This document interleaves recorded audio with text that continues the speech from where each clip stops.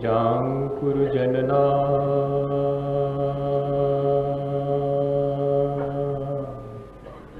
भवबीजाङ्कुरजनना रागाद्याक्षयमुपागता यस्य ब्रह्मा वा विष्णुर्वा हरो जिनो वा नमस्तस्मै। जो विद्यादिसागर सुधी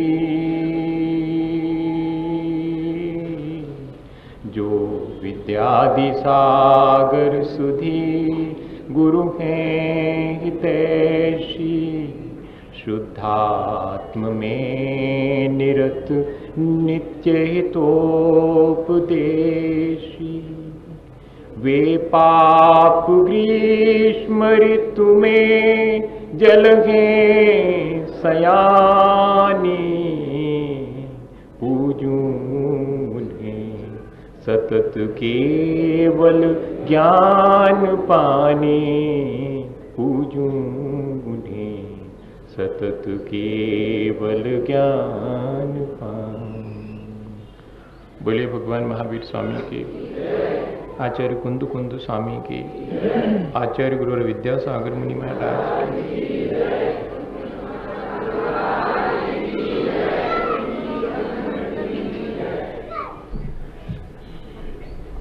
हमेशा की तरह आज भी ये एक दिन हमारे पास है अपने आत्म कल्याण के लिए। हम आज भी कुछ सीखेंगे। बहुत पहले शायद मुझे याद है मैंने एक घटना आपसे कही थी। आज फिर से उस घटना को कहने का मन है।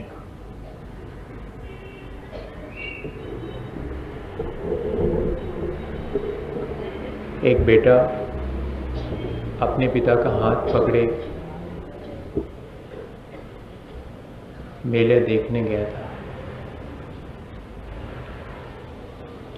और मेले में उसे बहुत अच्छा लगा। उसने बहुत सारी चीजें खरीदी जिनसे कि वो खेल सकता था।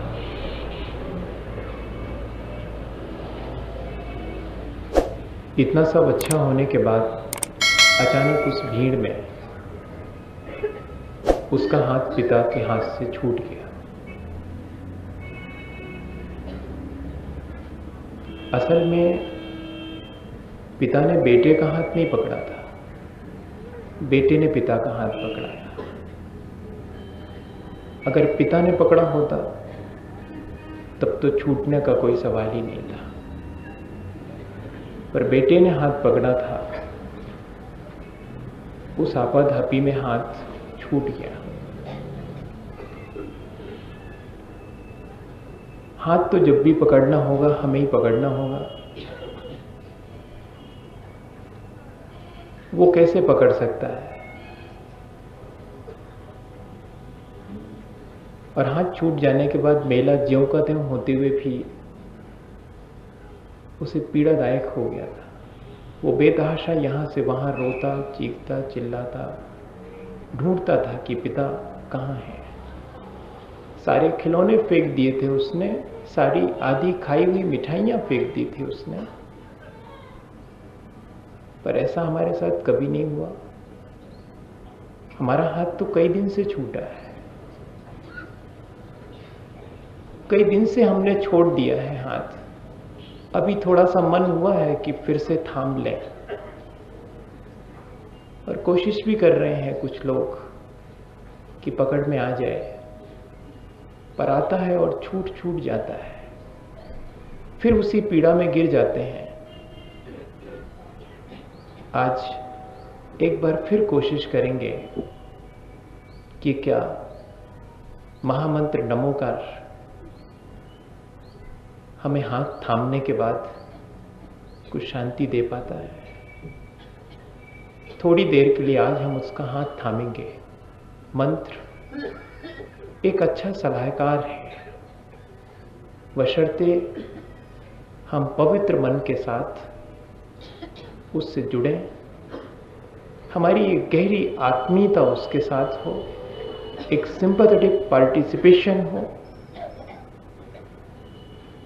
पूरी आस्था के साथ हम उससे जुड़े, उसकी विधि हमें मालूम हो और हम पर उस मंत्र की कृपा हो। मंत्र की कृपा, मंत्र जिससे ग्रहण किया जाता है उससे मिलती है। मंत्र कृपा करता है उन पर जो मंत्र पर कृपा करके उसे अपने साथ रखते हैं। नमोकार महामंत्र ऐसा ही मंत्र है, वो हम पर कृपा करने के लिए आतुर है, बशर्ते कि हम उसकी कृपा को महसूस कर सकें। ठीक सूरज की तरह है कि वो सुबह से रोशनी देने के लिए आतुर है, पर खिड़की दरवाजे कितने हमने खोले हैं, लिहाफ हटा करके कितने हम उसके करीब आए हैं, ये हमारे ऊपर निर्भर करता है। पिछले दिनों हम ये समझ चुके हैं कि हर मंत्र के साथ उसकी एक ध्वनि है, उसका एक लय है, रिदम है, उसका अपना शेप है, उसकी अपनी गंध है, उसका अपना कलर है, उसका अपना टच है, उसका अपना स्पर्श है। हर शब्द का अपना स्पर्श होता है, हर शब्द का अपना स्वाद होता है। मिठास भी शब्दों में है, कड़वापन भी शब्दों में है। शब्द बोलते समय हमारे शरीर का जो शेप चेंज हो जाता है, वही तो उस शब्द का शेप है। तभी तो शायद हमने बाहर बहुत सारी मुद्राएं बनाई हैं। उस मंत्र की कोई मुद्रा हमारे भीतर आ जाए और वो मंत्र और हमारी मुद्रा दोनों टैली कर जाएं, तो शायद मंत्र हमारे जीवन में प्रवेश कर जाए। हम पद्मासन लगाते हैं, हम खड्गासन लगाते हैं, हम सुखासन लगाते हैं, कितने तरह के आसन हैं। वे मुद्राएं हैं, वे मुद्राएं उस मंत्र की मुद्राएं हैं, वे मंत्र का शेप है, मंत्र की ध्वनि की मुद्राएं हैं, उसका अपना शेप है, मंत्र का अपना स्पर्श है। टकराते ही साथ वे शब्द हमें अच्छा फीलिंग भी देते हैं और हमें बुरी फीलिंग भी देते हैं। मंत्र का अपना रंग भी है। आज हम इस संदर्भ में नमोकार मंत्र, जिससे कि हमारा एक सिंपैथेटिक पार्टिसिपेशन बचपन से है, जिससे हम आत्मीय हुए हैं बहुत बचपन से,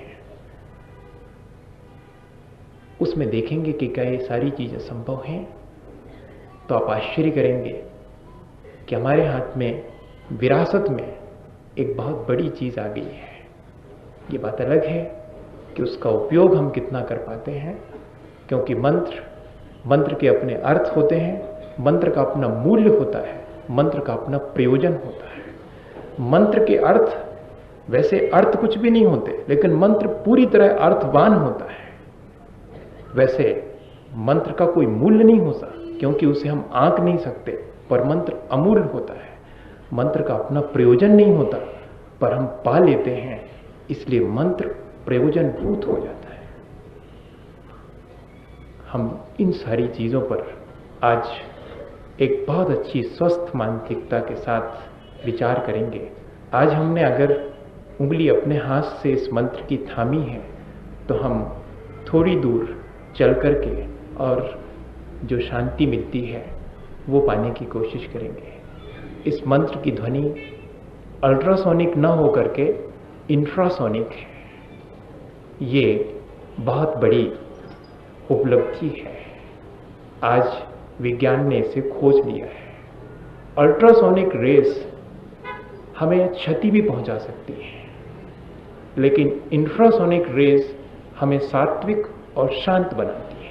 और इस मंत्र के साथ यही बहुत अच्छी चीज है कि इसकी आवृत्ति बहुत कम है। जितनी ज्यादा आवृत्ति होगी उतना अधिक विस्फोट उसके भीतर होगा। हालांकि शुरुआत में आवृत्ति बहुत होनी चाहिए ताकि हमारे भीतर जो कुछ भी अतिरिक्त है वो हमसे विस्फोटित होकर के पृथक गिर जाए, और जो हमारा अपना है वो हमारे पास शेष रह ही जाएगा, वो हट नहीं सकता। जो अतिरिक्त है वही हट सकता है इस विस्फोट के दौरान। तो जिसको अपन स्फोट कहते हैं, मंत्र की अपनी आवृत्ति का जो स्फोट है वो हम सब ने खो दिया है, क्योंकि मंत्र का उच्चारण भी हम ठीक ठीक नहीं कर पाते हैं। कभी नमो बोलिएगा और पूरे मन के साथ नमो बोलिए। नमो ना का उच्चारण मत करिएगा, ना है नमो। नमो में न, अ, म, ओ 4 शब्द हैं, और आप आश्चर्य करेंगे कि 2 आकाश, 1 वायु और 1 पृथ्वी। जैसे हमारा पूरा शरीर 5 भूत तत्वों से मिलकर के बना है, इस नमोकार में भी वे 5 तत्व विद्यमान हैं। न आकाश है, अ वायु है, म आकाश है, फिर ओ जमीन है। आप गौर करें, आकाश 2 हैं, 1 वायु 1 जमीन। जमीन हमें उठने के लिए बहुत जरूरी है, और आकाश की तरह 2 पंख चाहिए, और थोड़ा सा सांस लेने के लिए वायु चाहिए। नमो हमें 2 पंख दे रहा है, सांस के लिए वायु दे रहा है, जमीन दे रहा है। अब प्रयास हमें करना पड़ेगा कि नमो बोलते ही साथ हमारे पंख खुले, हम सांस लें और उठ जाएं, जमीन को छोड़ दें। ऐसा है ये नमो। सिर्फ नमो, और एक दफे नहीं, इसलिए शायद हर एक वाक्य के साथ 5 दफे नमो लगा दिया है। और इस नमो की विशेषता है कि जैसे ही नमो शब्द का उच्चारण होता है, हमारा मन विगलित होते चले जाना चाहिए। हम बहुत छोटे होते चले जाएं, क्योंकि हम झुकते चले जा रहे हैं, क्योंकि हम किसी को प्रणाम कर रहे हैं, क्योंकि हम किसी के प्रति बहुत संवेदनशील हो रहे हैं। हम निरंतर अपने भीतर महसूस करेंगे कि हम डिवोट होते चले जा रहे हैं, समर्पित होते चले जा रहे हैं। नमो शब्द हमें बहुत छोटा कर देता है, बहुत छोटा, इतना छोटा जैसे कि बूंद और सागर।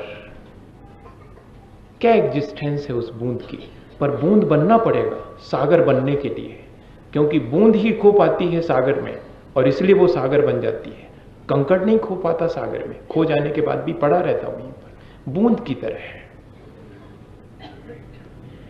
नमो हमें बूंद बना देता है, और लोए समस्त का प्रतीक है, महत का प्रतीक है, बृहत का प्रतीक है, वो सागर का प्रतीक है। हमने एक बार रखा है, हम 5 दफे बूंद बने हैं, पर सागर तो एक ही होगा ना।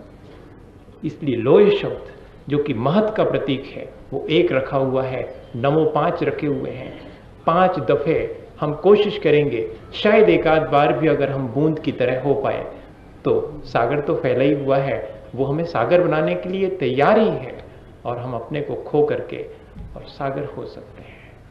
नमो और लोए, ये 2 पद उस पूरे पंच नमस्कार पद में इतने अर्थवान हैं। इनके अर्थ कुछ भी नहीं है, लेकिन ये अर्थवान है।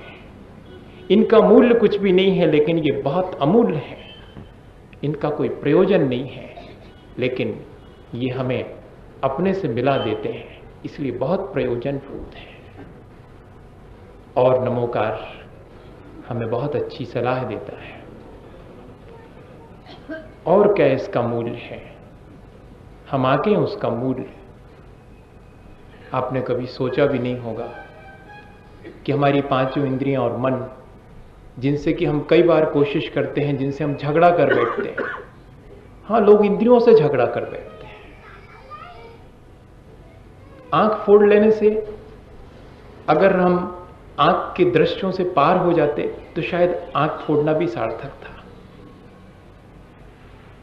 5 इंद्रियों को एक दिशा देना इतना ही पर्याप्त है उनको जीतने के लिए।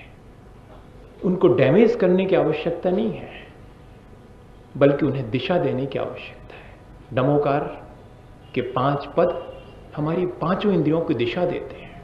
आप आश्चर्य करेंगे, मैंने भी जब इस चीज को पढ़ा और जब सोचा और जब जीने की कोशिश की तो क्षण भर को लगा कि ये चीज इसके भीतर है और हम निरंतर उस चीज को मिस करते चले जा रहे हैं। डमो अरिहंताणम, हमारे अंदर एक स्पर्श इंद्रिय है। स्पर्श हम सुख और दुख इन दोनों का ही करते हैं। हम स्पर्श के द्वारा सुख और दुख दोनों पाते हैं और शरीर के धरातल पर ही स्पर्श संभव होता है। आत्मा का स्पर्श तो हम कर ही नहीं पाते हैं। इस स्पर्श इंद्रिय के द्वारा हम जो शरीर की अप्रोच में चीजें आती हैं उनका स्पर्श कर पाते हैं, आत्मा का स्पर्श नहीं कर पाते हैं। जो निरंतर आत्मा के स्पर्श की तरफ बढ़ रहे हैं और इस शरीर और आत्मा दोनों को पृथक पृथक करने की कोशिश में हैं, वे साधु परमेष्ठी हैं। क्या हम अपनी स्पर्श इंद्रिय को उन साधु परमेष्ठी का स्मरण करके कोई दिशा देना नहीं चाहेंगे? शरीर के स्तर पर छूने की कोशिश न करके क्या हम आत्मा के स्तर पर स्वयं को छूने की कोशिश करेंगे तो हमारी स्पर्श इंद्रिय सार्थक हो जाएगी। हमें रसना मिली हुई है, खट्टे मीठे पता नहीं कितने तरह के हम स्वाद चखते हैं और रसना दो काम करती है, स्वाद भी देती है और आवाज भी देती है, बोलती भी है। और एक ही ऐसे परमेष्ठी हैं जिनका बोलने पर कमांड है और जिनका अपनी रसना पर कमांड है। उपाध्याय परमेष्ठी हैं, वे निरंतर सूत्र वचन ही बोलते हैं और स्वाद से परे हैं क्योंकि वे साधु भी हैं साथ में, और स्वाद से परे होने की यात्रा में वो निकल पड़े हैं और एक स्टेप आगे बढ़ गए हैं। साथ साथ उनने अपनी वाणी को संभाल भी लिया है। क्या हम उपाध्याय परमेष्ठी का स्मरण करके अपनी इस जिह्वा के स्वाद और इससे निकलने वाले शब्दों को संभालने की कोशिश नहीं कर सकते हैं? संभालने की कोशिश कर सकते हैं। फिर कभी आपने सोचा हमारे पास घ्राण इंद्रिय भी है, सूंघती है, अच्छी सुगंध और दुर्गंध दोनों को सूंघती है, दोनों के बीच भेदभाव करती है। लेकिन अगर कोई गुणग्राही हो तो वो क्या करेगा? सुगंध और दुर्गंध से परे जहां गुण देखेगा उसे ग्रहण करने की कोशिश करेगा। जो उसकी शरण में आ जाएगा उसके प्रति समान भाव रख करके उसे शरण देगा। ऐसे आचार्य परमेष्ठी तो हैं ही जो कि हमें भेदभाव से परे होकर के जो भी शरण में आता है, गरीब आया है, अमीर आया है, कम गुण वाला आया है, ज्यादा गुण वाला आया है, जो आया है, जिसने शरण चाहिए है, समान भाव से उसे शरण देते हैं वे और रास्ता देते हैं। ऐसे आचार्य परमेष्ठी का स्मरण करके क्या हम अपनी इस घ्राण इंद्रिय को कोई दिशा नहीं दे सकते हैं? दे सकते हैं। आंख हमें देखने की मिली है, रूप देखने के लिए मिली है, लेकिन देख देख कर थक गए हैं। कभी तो नहीं देख पाए अपना वास्तविक रूप। असल में वो अरूपी है ना। ये आंख तो सिर्फ साकार को देख पाती है और देखने के लिए चाहिए मुझे निराकार को कोई आंख। तो क्या हम आंख को ऐसी दिशा नहीं दे सकते जो निराकार सिद्ध भगवान का स्मरण करके क्या हम इस आंख से किसी निराकार को देखने की सलाह नहीं ले सकते हैं? ले सकते हैं। इस आंख को सलाह हमें सिद्ध भगवान देते हैं कि देख चुके रूप दुनिया का सब, खुली आंख से देख लो इस दुनिया का रूप, लेकिन इससे परे है जो तुम्हारा अपना रूप है, जो तुम्हारा अपना आकार है, वो इससे परे है। और ये कान सुनना चाहते हैं अपनी प्रशंसा और सुनना चाहते हैं दूसरे की निंदा। इन कानों को सलाह देने के लिए अरहंत परमेष्ठी की दिव्य ध्वनि निरंतर प्रभावान है। आज भी विदेह क्षेत्र के भीतर 24 तीर्थंकर की दिव्य ध्वनि प्रभावान है। क्या हम इन कानों से उस ध्वनि को यहीं से बैठ करके थोड़ा सा कंसंट्रेट होकर के सुनने की कोई कोशिश नहीं करेंगे? अगर हम सुनने की उस दिव्य ध्वनि को कोशिश करते हैं, 3 संध्याओं में भी कोशिश करते हैं, शांत बैठ करके कोशिश करते हैं, तो नमो अरहंताणम आज भी हमारे कानों में वो ध्वनि दे सकता है ताकि हम इस निंदा और प्रशंसा की ध्वनि से पार हो करके और अपनी दिव्य ध्वनि को सुन सकें। क्या नमोकार इस तरह हमारी पांचों इंद्रियों को दिशा दे सकता है? देता ही है। अगर जो व्यक्ति लेने की कोशिश करे उसे दिशा देता ही है। मंत्र, सुमरन, तल्लीनता और धुन, इन तीनों पर सदा हुआ है। क्या कभी सुमरन किया मंत्र का? एक गहरी स्मृति, मंत्र की बहुत गहरी स्मृति का नाम सुमरन है। मैं आता हूं, जाता हूं, खाता हूं, पीता हूं, सोता हूं, जागता हूं, उठता हूं, बैठता हूं, जो भी करता हूं, मेरे मन से नमोकार नहीं जाता। ये सुमरन, एक गहरी स्मृति, भुलाया ही नहीं जाता। हमें आपको बहुत याद करना पड़ा, इसका मतलब आपने भुला दिया था, तब तो आपको अलग से याद करना पड़ा। हम भुला ही नहीं पाए, इसलिए हमें कहने नहीं पड़ता कि मुझे याद करना पड़ता है नमोकार, मेरे से भूलते ही नहीं है नमोकार। इतना गहरा सुमरन है। सोते समय भी नमोकार भूलता नहीं है। अगर हम आचार्य भगवंतों की इस वाणी को आज की भाषा में चेंज कर लें, सुमरन कह रहे हैं, और धबला में वीर सेन स्वामी लिख रहे हैं कि भोयन, सोयन, पयान, पच्चयान, चाहे जिस स्थिति में हो, खाते पीते, आते जाते, सोते उठते, बैठते जागते, जो व्यक्ति पंच नमस्कार का स्मरण करता है वो असंख्यात गुणी कर्मों की निर्जरा करता है और संसार से पार होने की प्रक्रिया को अपना लेता है। ये सुमरन निरंतर बना रहे, इतना ही पर्याप्त है। इस नमोकार मंत्र के साथ मैं सिर्फ नमोकार की बात कर रहा हूं, क्योंकि मैंने पहले कह दिया है कि हम जिस मंत्र के साथ हमारा सिंपैथेटिक पार्टिसिपेशन है उस मंत्र की बात करेंगे। कुछ लोगों को हो सकता है एक और मंत्र फेमस है, ओम भुवर्भुव स्वाहा सवितुर्वरेण्यः भर्गो देवस्य धीमहि यो न प्रचोदयात्। वे भगवान ऋषभदेव जो युग के आदि में भुवर्भुव स्वाहा, ऊर्ध्व मध्य अधोलोक, इन सब के स्वामी होकर सवितुः वरेण्यः, सूर्य के समान श्रेष्ठ होकर हमारे मोक्ष मार्ग में हमारी बुद्धि को प्रवृत्त करने के लिए उत्पन्न हुए थे, उन्हें प्रणाम करता हूं। अगर ऐसे गायत्री मंत्र का भी आप किसी से सिंपैथेटिक पार्टिसिपेशन हो तो आप उसका भी उपयोग कर सकते हैं, लेकिन उसकी चर्चा मैं अभी नहीं कर रहा हूं। मंत्र आपका, जिससे आपकी आत्मीयता हो, वो आवश्यक है। नमोकार महामंत्र का सुमरन अगर आप निरंतर करते हैं तो पहली चीज कि आप उसको अपने जीवन में पूरी तरह जज्ब कर लें, और उसके बाद फिर आपकी एकाग्रता और तल्लीनता बहुत आवश्यक है। और वो सध ही जाती है जिस व्यक्ति के भीतर जितने गहरे में मंत्र उतर जाता है, शब्दों तक सीमित नहीं रहता है, जो भीतर उतर जाता है। एक बार जोर से शब्द का उच्चारण करें नमोकार का, उसके बाद उस ध्वनि को वहीं रहने दें और सिर्फ होठों में उस मंत्र को उच्चारण करें। वो अब होठों में आ गई है वो ध्वनि, और उसे होठों से भी भीतर मन में भेज दें। रोज अगर ऐसी प्रक्रिया करें, जोर से बोलें, होठों में समाएं और भीतर डाल दें, आप पाएंगे कि इस तरह अनकॉन्शियस में वो मंत्र निरंतर गिरता चला जा रहा है। और जैसे ही मंत्र, कोई भी मंत्र, विशेष रूप से नमोकार मंत्र, अगर कभी एक बार अनकॉन्शियस में गिर गया तो मानिएगा फिर सुमरन शुरू होगा और उसके बाद ही तल्लीनता आनी शुरू होगी। तल्लीनता के बारे में आपसे क्या कहूं? स्टूडेंट्स मेरे से पूछते हैं तल्लीनता बता दीजिएगा। तल्लीनता पर आप कोई एक क्लास ले लीजिए। काश ऐसा हो सकता, काश कोई कंडीशनल मेडिटेशन हो सकता।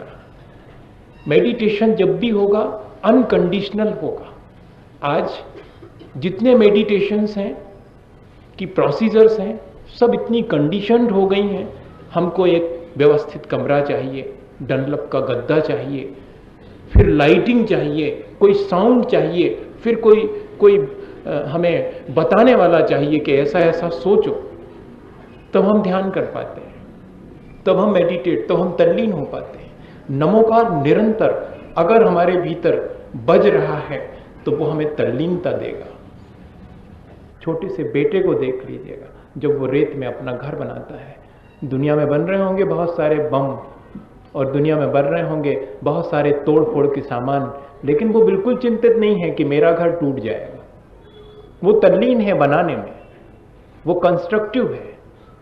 मंत्र इसी तरह हमें तल्लीनता अनायास दे देता है। एक बार 3 मित्र गए थे पहाड़ पर घूमने के लिए। मैं आपसे तल्लीनता की बात कर रहा हूं, फील करवा सकता हूं तल्लीनता, बता नहीं सकता।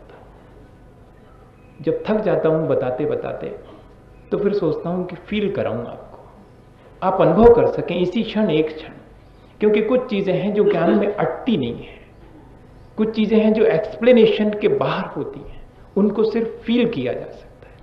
और हम लोग जो है उन चीजों को आज समझने की बहुत कोशिश करते हैं, बशर्ते उसे फील करने की। पूरा मंत्र फील करने की चीज है, समझने की चीज नहीं है। फिर भी क्या करें, उस फीलिंग्स को कैसे आप पा सकेंगे, इसके लिए थोड़ा बहुत शब्दों का आलंबन लेना पड़ रहा है, कहानी का आलंबन लेना पड़ रहा है। पर फीलिंग्स आपको पता नहीं कब होंगी, शायद हो जाए, सुनते सुनते हो जाए। और जब भी होगा मैं आपसे कहता हूं कि किसी भी क्षण कोई भी बहुत छोटी सी चीज आपके भीतर अनकॉन्शियस में गिर जाएगी। कोई बहुत छोटी सी चीज, एक बहुत छोटा सा सेंटेंस भी गिर जाएगा तो भी पर्याप्त है। सोचा जाने कल्याणम, सोचा जाने पावगम, ओभ्यम पि जाने सोचा, जम श्रियम तम समाचरे। सुनकर के ही धर्म का मार्ग जाना जाता है, सुनकर के ही पाप का मार्ग जाना जाता है। कल्याण अकल्याण के मार्ग सुनकर के ही जाने जाते हैं। लेकिन बुद्धिमान वो है जो कल्याण को स्वीकार करता है, अकल्याण को छोड़ देता है।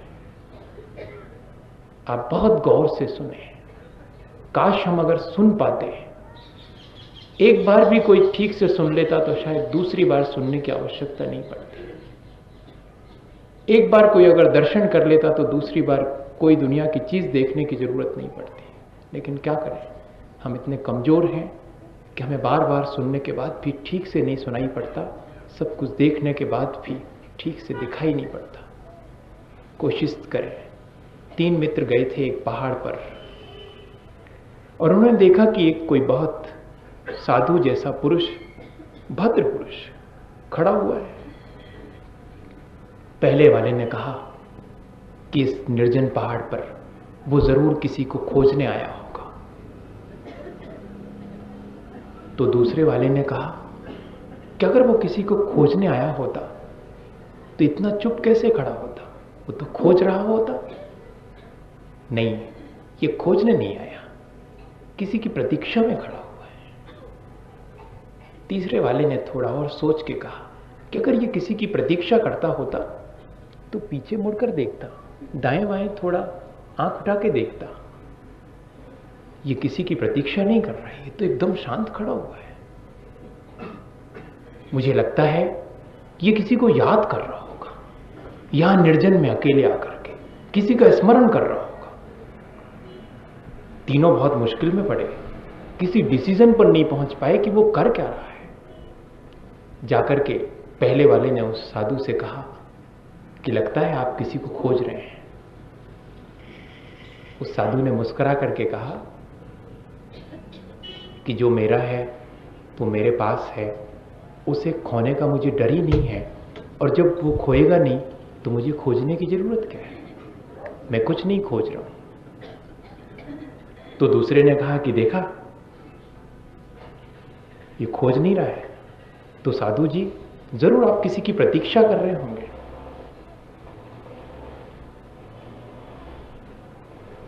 आप प्रतीक्षा में हैं किसी की, आपको इंतजार है किसी का। उन्होंने कहा कि मैं तो अपने पास हमेशा से हूं, मैं कहीं गया ही नहीं,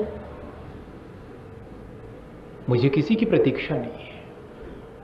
तीसरे ने कहा कि देखा मेरी बात सही होगी, अब आप याद कर रहे होंगे किसी को।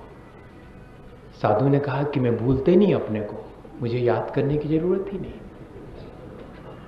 तीनों बहुत मुश्किल में पड़ गए। उन्होंने हाथ जोड़ लिए कि बताइए फिर आप क्या कर रहे हैं।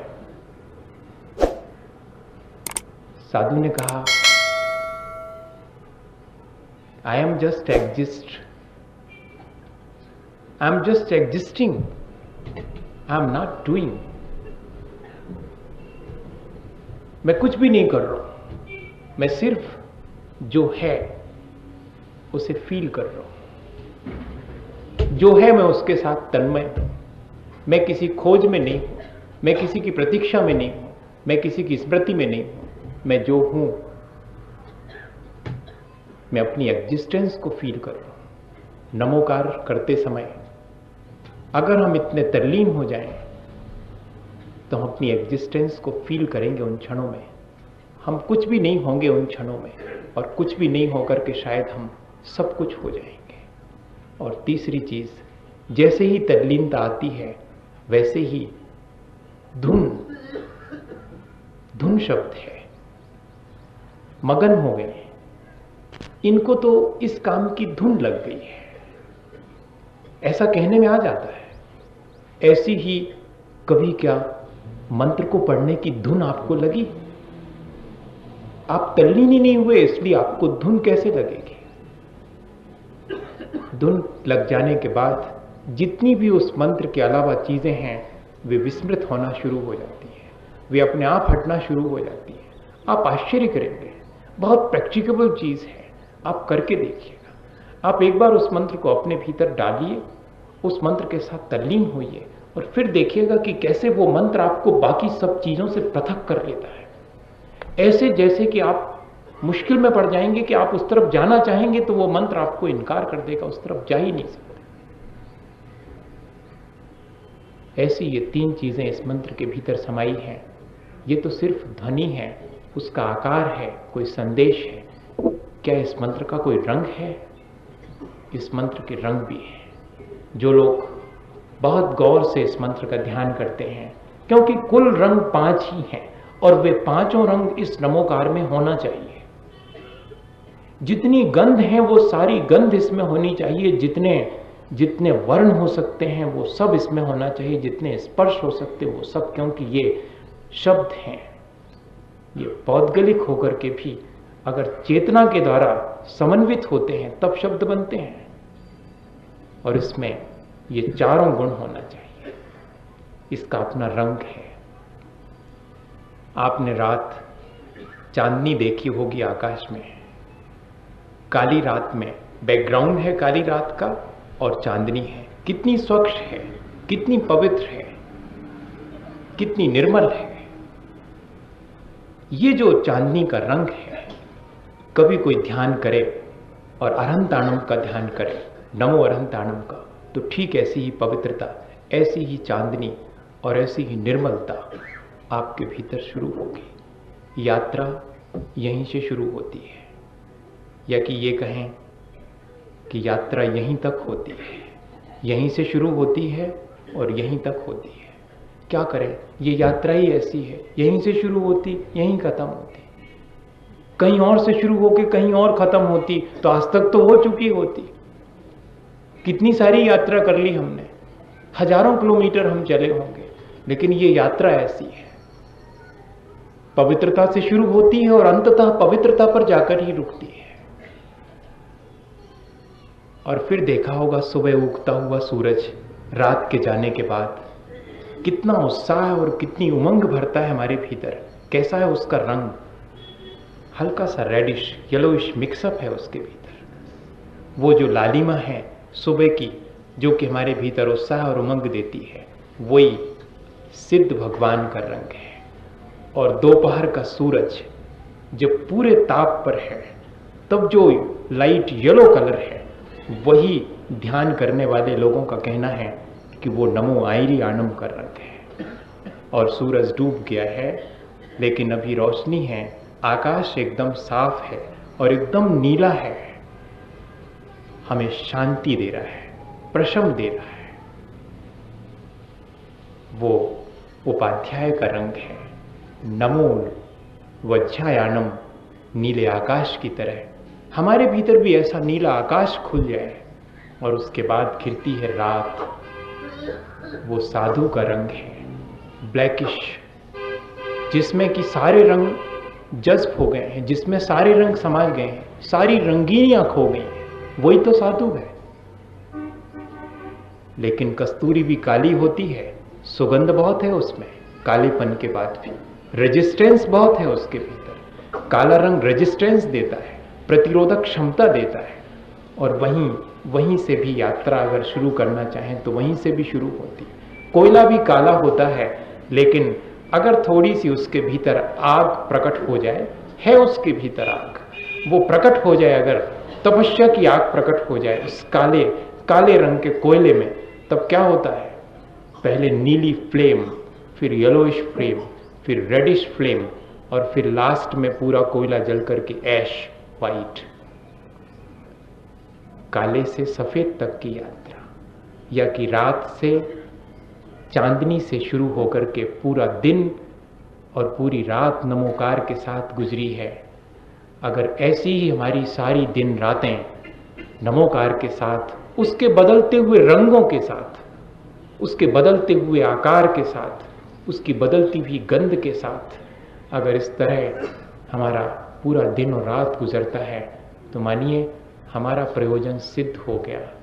और कोई प्रयोजन इस नमोकार का नहीं है। एक ही प्रयोजन है कि दिन रात ठीक ठीक बीत सकें, कि हम अपने भीतर उस परम सत्ता का, जो कि हमारी अपनी है, उसका एहसास करें, अरहंतों का स्मरण कर सकें, अपनी सिद्धत्व दशा का स्मरण कर सकें, अपने भीतर किसी साधुत्व को प्रकट कर सकें, उपाध्याय और आचार्य को अपने भीतर ही प्रकट होते देख सकें। इसके लिए ही तो नमोकार है, इतना ही प्रयोजन है। इस प्रयोजन में अगर आप चूक जाएंगे, तब फिर मानिए कि आप इसको वैसा फील नहीं कर पाएंगे। मैं ये नहीं कह रहा हूँ कि अगर आप नमोकार का गड़बड़ उच्चारण करेंगे तब आपको कुछ नहीं होने वाला, होगा, घाटे का सौदा होगा तो कुछ भी नहीं हो, ऐसा संभव नहीं है। एक बार भी बेमन से भी नमोकार पड़ा है, एक बार भी बेमन से मंदिर के दरवाजे के अरहंत भगवान के सामने से निकल रहे हैं बेमन से, तब भी बेनिफिट होगा, लॉस कुछ नहीं होने वाला, ये ध्यान रखना। नमोकार इतना सेफ है, मैं आपसे ये कहना चाह रहा हूं। और बहुत सारे मंत्रों के बारे में भी अध्ययन करने के बाद मालूम पड़ा कि अगर थोड़ा भी उनमें कुछ गड़बड़ी हो गई तो जितना लाभ नहीं है उतनी हानि है।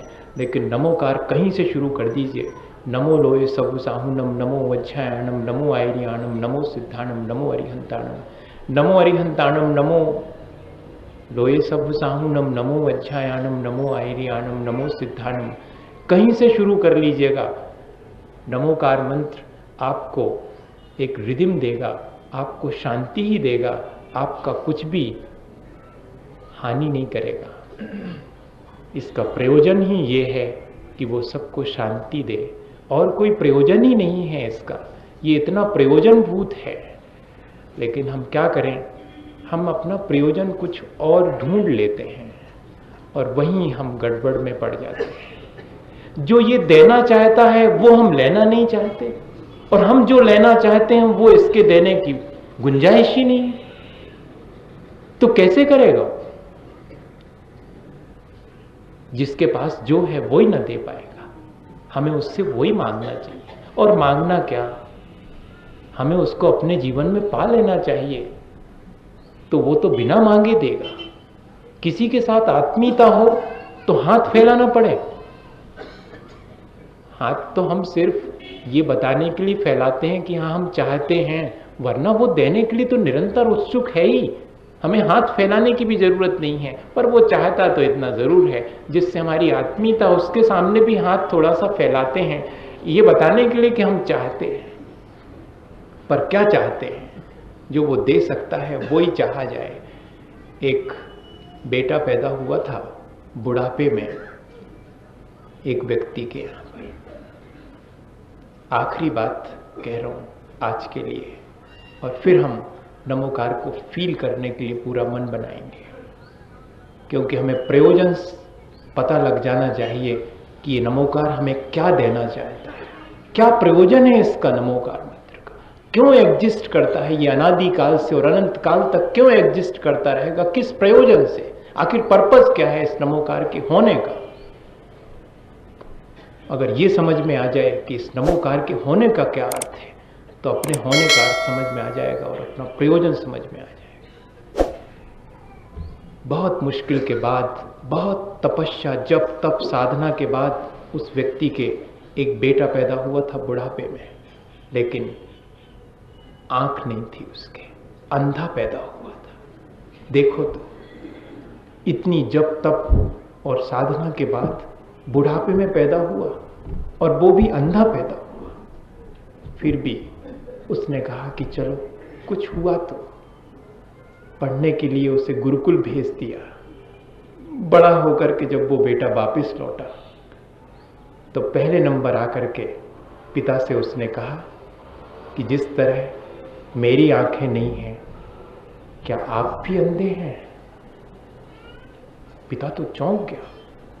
उसने कहा नहीं बेटे, मैं और तुम्हारी मां, हम दोनों भली प्रकार से देख पाते हैं, हमारी आंखें हैं। हमने बहुत जप तप करके क्या करें, भगवान से मांगा और हमने तुम्हें पाया, बहुत मुश्किल से पाया, लेकिन अंधे तुम हुए हो, हम सब तो रोशनी वाले हैं। उसने कहा पिता, काश आप भी अंधे ना होते तो मैं अंधा पैदा नहीं होता। आपके अंधेपन की वजह से मैं अंधा पैदा हुआ। इससे बड़ा अंधापन क्या हो सकता है कि जब तब साधना के द्वारा आपने मुझे चाहा, जिससे परमात्मा मिल सकता था, आपने मुझे पाकर के उस मंत्र तंत्र जप को सबको नष्ट कर दिया। बस इतना ही मुझे कहना है, जिस मंत्र तंत्र और साधना के द्वारा हमें अपनी भगवत्ता प्राप्त हो सकती है, कहीं चूक नहीं जाना कि दुनिया की छोटी छोटी सी चीजें मांग करके संतुष्ट नहीं हो जाना। अगर इस नमोकार के द्वारा हम अपने भगवत्ता को पाने के लिए प्रयत्नशील होंगे तो ये हमारे भीतर छुपी हुई भगवत्ता को भी प्रकट कर सकता है। मैं छोड़ता हूँ आज बाहर की सारी आकांक्षाएं, मैं छोड़ता हूँ दुनिया के सारे प्रयोजन और लगाता हूँ अपने जीवन को दांव पर। नमोकार मेरे भीतर प्रकट होकर अपने प्रयोजन को मेरे भीतर जरूर सिद्ध करेगा, जरूर प्रकट करेगा। इतने आत्मविश्वास के साथ आज आप नमोकार पढ़ेंगे कि ये नमोकार मेरे भीतर जाते ही मेरी भगवत्ता को प्रकट किए बिना नहीं रहेगा। भले ही एक सेकंड के लिए करें, भले ही एक क्षण के लिए, एक पल के लिए करें, लेकिन आज इसके द्वारा जो प्रयोजन सिद्ध होना चाहिए वो प्रयोजन मुझे फील हो जाए कि हाँ, यही प्रयोजन वास्तव में नमोकार का है। आज ऐसी पवित्र भावना के साथ हम सब नमोकार।